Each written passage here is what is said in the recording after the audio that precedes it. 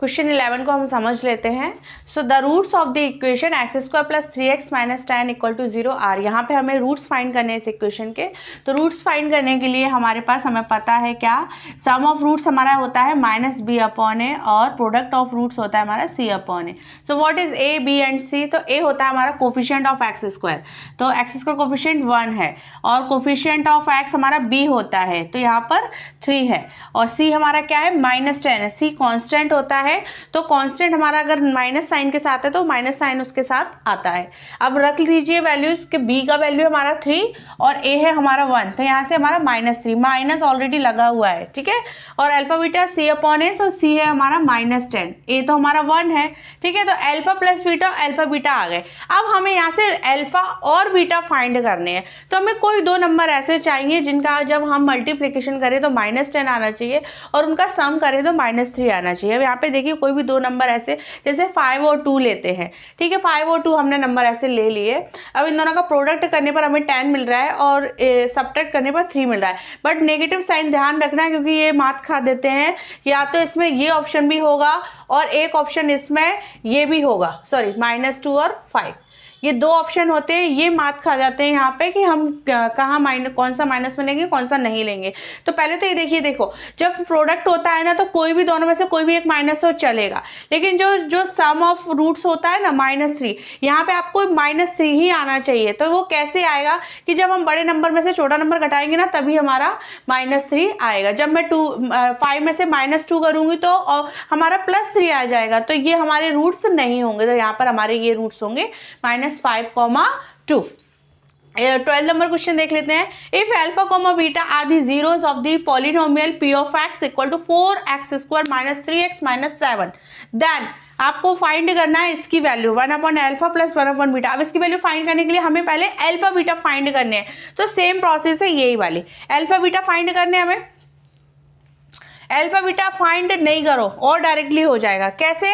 1/अल्फा plus 1/बीटा को solve कर लो, तो 1/अल्फा प्लस 1/बीटा। अब इसको जब मैं सॉल्व कर रही हूँ तो इनका एलसीएम लेते हैं, तो बीटा प्लस अल्फा, बीटा का इधर मल्टीप्लाई होगा अल्फा का इधर और नीचे आ जाएगा अल्फा बीटा। अब बस अल्फा प्लस बीटा और अल्फा बीटा तो हम इक्वेशन से निकाल ही लेंगे। अल्फा प्लस बीटा होता है हमारा -b/a। अब यहाँ पे देखो हमारा a है 4, ठीक है, और b है हमारा -3 और c है हमारा -7, माइनस साइन को नहीं छोड़ना है। अब अल्फा प्लस बीटा निकालो, अल्फा प्लस बीटा होता है -b/a, माइनस साइन को रखा रहने तो b कितना है, b -3 है, a कितना है 4 है, तो माइनस माइनस कट हो गए, अल्फा प्लस बीटा मेरा 3/4 आ गया। अल्फा बीटा निकालेंगे तो अल्फा बीटा होता है c/a, c/a, तो c है मेरा -7, a है मेरा 4, तो ये आ गया मेरा अल्फा बीटा और ये है मेरा अल्फा प्लस बीटा। बस अब इनकी वैल्यूज रख दो न्यूमरेटर में, अल्फा प्लस बीटा तो 3/4 और -7/4, 4 से कट हो गया, दोनों डिनोमिनेटर कट हो गए, तो आंसर मेरा क्या आ गया 3/7। ये किसका आंसर आया है, इसका आया है, ठीक है। क्वेश्चन 13 को समझ लेते हैं हम। If alpha comma beta are zeros of the polynomial x square -1, then value of alpha plus beta. ठीक है, 3 क्वेश्चन एक साथ एक ही फॉर्म के दिए हैं, हमें अल्फा प्लस बीटा बताना है। तो अल्फा प्लस बीटा में पता है -b/a होता है।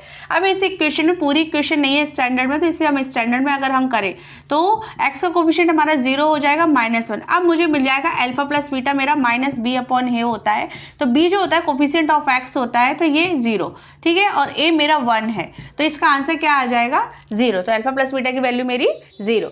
नेक्स्ट देखते हैं, what is the area of semi circle of diameter d। Circle का एरिया क्या होता है, πr² होता है। अब यहाँ पर सेमी सर्कल की बात हो रही है तो πr²/2। अब यहाँ पर क्या कह रहा है, वो डायमीटर के फॉर्म में लेके आइए आप एरिया को, तो हमें कुछ नहीं करना है, r के प्लेस पर d के फॉर्म में रख देना है। तो r जो होता है वो डायमीटर का हाफ होता है, तो r = d/2 मैं यहाँ पे लिख दूंगी। तो π/2 एक तरफ लिखा मैंने और d/2 होल स्क्वायर कर दिया। तो यहाँ पर πd² और 2 का स्क्वायर 4 हो जाएगा और मल्टीप्लाई में हमारा 2 है, तो 1/8 πd² इसका एरिया हो जाएगा। 15 को समझ लेते हैं। हमें एक टेबल गिवन है, स्टैटिक्स का क्वेश्चन है जिसमें हमें मॉडल क्लास फाइंड करनी है। मॉडल क्लास क्या होती है? इंटरवल होता है, क्लास इंटरवल, लेकिन कौन सा वाला होता है जिसकी फ्रीक्वेंसी सबसे ज़्यादा होती है, हाईएस्ट फ्रीक्वेंसी, वो हमारा मॉडल क्लास कहलाता है। लेकिन यहाँ पर तो हमें इंटरवल्स में गिवन नहीं है, तो यहाँ पर हम इनको इंटरवल्स में करेंगे तो मार्क्स मिलो। यहाँ से हमें पता चल रहा है क्या कि 0 से लेकर 10 तक के मार्क्स जो है वो कितने बच्चों के हैं? 3 बच्चों के हैं। तो ठीक है, तो हम इसकी टेबल जब हम देखेंगे तो 0 to 10 हमारा कितना हो जाएगा? 3 हो जाएगा।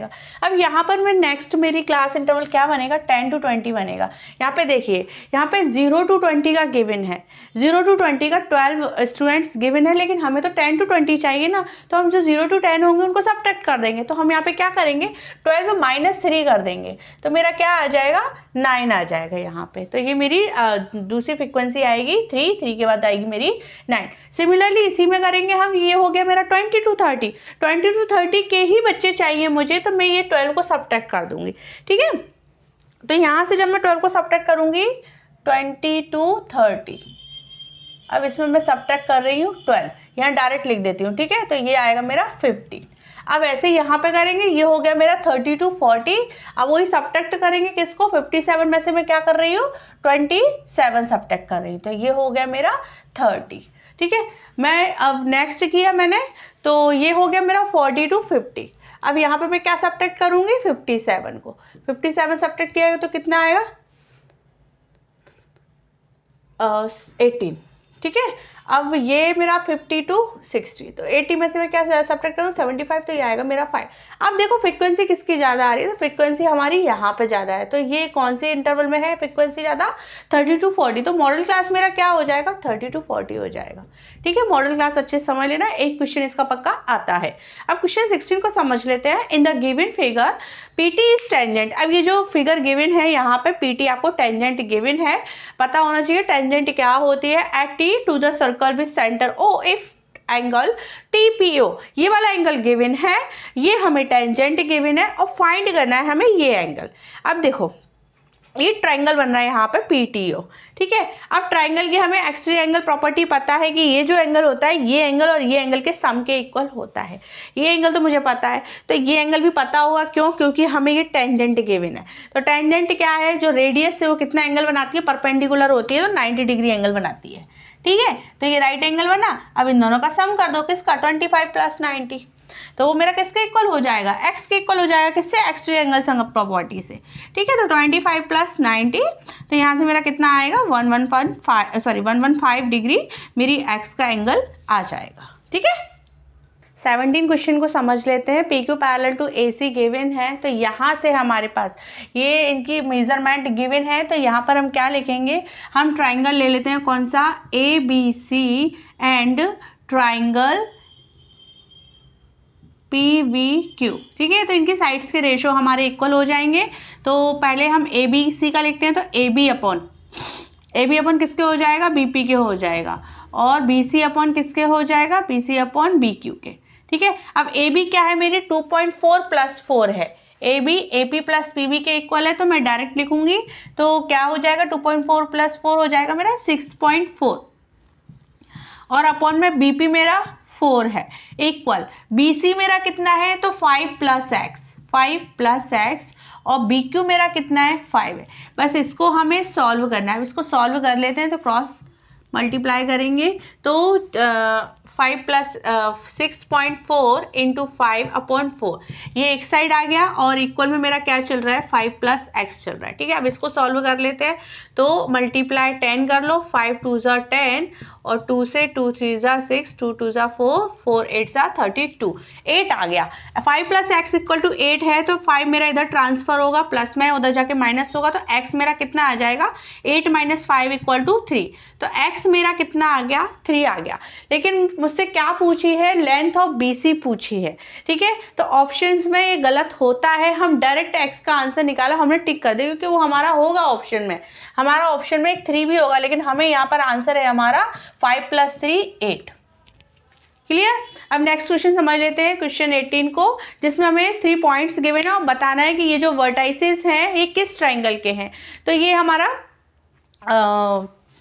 कोऑर्डिनेट ज्योमेट्री से है, जिसमें हमें ट्राइंगल्स की प्रॉपर्टीज पता होना चाहिए। क्या कि आइसोसेलेस ट्राइंगल की 2 साइड्स आपस में इक्वल होती हैं और इक्विलेटरल ट्राइंगल की तीनों साइड्स आपस में इक्वल होती है, और अगर राइट एंगल ट्राइंगल है तो पाइथागोरस थ्योरम को फॉलो करेगा। तो हम उसके लिए क्या करना है, हमें डिस्टेंस फॉर्मूला लगाना है।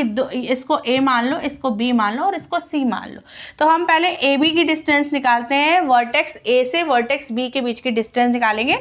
तो डिस्टेंस फॉर्मूला होता है हमारा x2 - x1 + y2 - y1। तो यहीं से हमें क्या दिख रहा है कि x2 ये हमारा 4 है, 4 + 4 16 हो जाएगा। ठीक है, 4 + 4 16, तो 16 का होल स्क्वायर मतलब 16 आ गया मेरा ए बी का डिस्टेंस, क्योंकि y2 - y1 0 है इसलिए।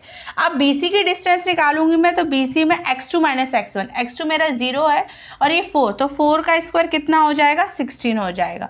और यहाँ पे 3 - 0 + 9। ठीक है, समझ आ गया। अब ये इसको सॉल्व करेंगे तो ये मेरा √25 आएगा, तो ये मेरा 5 हो गया। अब मेरी थर्ड साइड की लेंथ निकालते हैं हम, तो वो कौन सी है, CA। तो यहाँ पर ये x2 हो गया, ये x1 हो गया।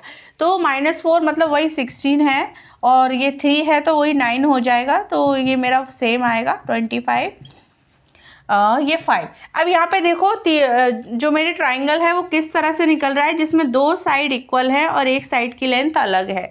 तो मुझे यहाँ से क्लियरली दिख रहा है कि 2 साइड इक्वल कौन से ट्राइंगल में होती है, आइसोसेलेस ट्राइंगल में होती है। क्वेश्चन 19 और 20 हमारे एजर्शन और रीज़न वाले हैं, तो सिंपली इसको समझ लेते हैं। पहले जो रीज़न होता है वो कहीं ना कहीं एजर्शन को अच्छी तरह से एक्सप्लेन कर रहा होता है, तो ट्रू आंसर हो जाता है। समझ लेते हैं हम। एजर्शन क्या गिवन है कि प्रोबेबिलिटी जो है वो लीप ईयर में प्रोबेबिलिटी 2/7 गिवन है, किसकी, जो लीप ईयर में 53 संडेज होते हैं उसकी। तो पहले समझो लीप ईयर क्या होता है। लीप ईयर हमारा जिसमें हमारा एक दिन बढ़ जाता है। तो नॉर्मली एक साल में हमारे 365 दिन होते हैं, तो 366 डेज हो जाते हैं हमारे लीप ईयर में। ठीक है, तो अब वो क्या कह रहा है कि 53 संडेज है, तो उसकी प्रोबेबिलिटी 2/7 है। वैसे ये करेक्ट है, मैं समझा देती हूँ कैसे है।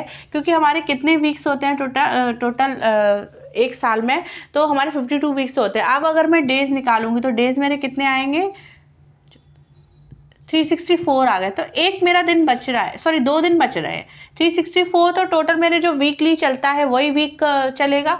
बस अब मेरे 2 दिन जो एक्स्ट्रा आ रहा है, अब उसमें कुछ भी आ सकता है, संडे, मंडे, ट्यूसडे, कुछ भी कोई सा भी डे मेरा आ सकता है। तो यहाँ पे मुझे प्रोबेबिलिटी निकालनी है, तो क्या करूँगी मैं। अब वो 2 दिन कौन से हो सकते हैं, संडे, मंडे, ठीक है, और सैटरडे प्लस संडे। संडे तो 2 ही चीज़ों के साथ आएगा, या तो सैटरडे के साथ आ सकता है या मंडे के साथ आ सकता है। ठीक है, तो यहाँ पर फेवरेबल आउटकम मेरे कितने हो गए, 2, और टोटल नंबर ऑफ आउटकम मेरे कितने निकलेंगे, 7 निकलेंगे। ठीक है, क्योंकि मेरे 7 डेज, एक वीक में 7 डेज होते हैं, तो यहाँ से मेरी प्रोबेबिलिटी क्या आ जाएगी, favourable outcome upon total number of outcome. तो ये भी तो मेरा करेक्ट हो गया। ठीक है, एजर्शन मेरा करेक्ट है। अब रीजन क्या कह रहा है, the probability that a non leap year has 53 Sundays is 5/7। देखो, इसमें प्रोबेबिलिटी भी गलत गिवन है, और दूसरी बात ये कोई डिफाइन नहीं कर रहा है कि इसके बेस पे हम एजर्शन कह सके कि हाँ भाई लीप ईयर 53 संडेज की प्रोबेबिलिटी 2/7 डेफिनेटली होगी, जब नॉन लीप ईयर में 5/7 होगी तब। नहीं, यहाँ पे कोई भी कनेक्शन नहीं होगा। तो यहाँ पे हमारा आंसर क्या आएगा, आंसर आएगा हमारा जो एजर्शन है वो तो करेक्ट है, बट जो हमारा रीजन है वो करेक्ट नहीं है। ठीक है, ये अगर समझना है कि 53 संडेज में 5/7 नहीं होगा, इसका मैं करेक्ट बता देती हूँ बस, क्या कि 1/7 होगा। ठीक है, क्योंकि वही 52 वीक्स होते हैं, 52 × 7 364, तो 365 डेज होते हैं नॉन लीप ईयर में, एक दिन बचेगा, तो बस वो एक दिन कोई सा भी हो सकता है, तो 1/7। क्वेश्चन नंबर 20 को समझ लेते हैं। एजर्शन गिवन है A, B, C हमें AP में गिवन है, सीरीज गिवन है, इफ 2B = A + C। अब देखो ये तो करेक्ट गिवन है भाई, AP में होता है, तो AP में हमें पता है क्या होता है, B - A = C - B होता है, वहां से 2B = A + C आ जाता है हमारा, जो कॉमन डिफरेंस होता है हमारा C। ठीक है, तो ये तो मेरा करेक्ट हो गया, ये मेरा ट्रू है। अब मैं रीजन देख लेती हूँ। The sum of first natural number is n²। अब यहाँ पे देखो, जो रीजन है वो अपने आप में सही है, वो अपने आप में सही है, बात बिल्कुल फैक्ट है, सही लिखा है, लेकिन ये जो है ये इसको एक्सप्लेन नहीं कर रहा है, क्योंकि ये एक अलग बात हो गई है और यहाँ एक अलग बात हो गई है, इससे हम इसको एक्सप्लेन नहीं कर सकते, ये एक अलग बात। हालांकि है दोनों AP के लिए ही चल रही है ये बात भी, लेकिन ये इसको एक्सप्लेन नहीं कर रही है। तो यहाँ पे हमारा आंसर हो जाएगा एजर्शन और रीजन है तो करेक्ट, बट रीजन यहाँ पर एजर्शन को एक्सप्लेन नहीं कर रहा है।